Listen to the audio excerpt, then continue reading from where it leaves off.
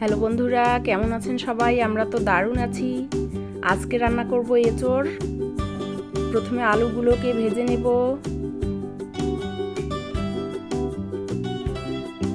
লবণ হলুদ ছাড়াই আলুগুলোকে ভেজে নিচ্ছি।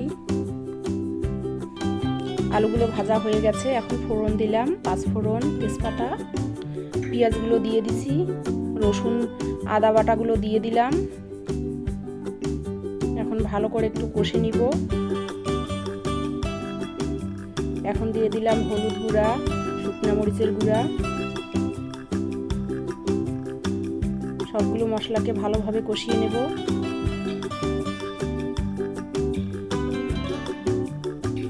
মশলাগুলো ভালোভাবে কষানো হয়ে গেছে, এখন এঁচোড় আলুগুলো দিয়ে দিলাম, ভালো করে একটু নেড়ে নিব।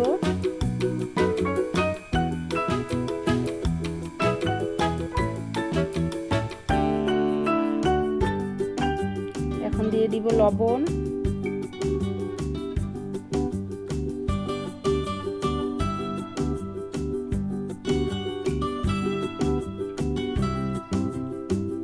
এখন দিয়ে দিব জিরা ধনিয়ার গুঁড়া।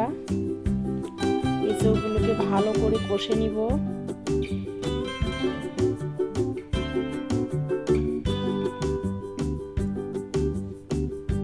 এঁচোড়গুলো কষানো হয়ে গেছে, জল দিয়ে দিছি। এখন গরম মশলার গুঁড়া দিয়ে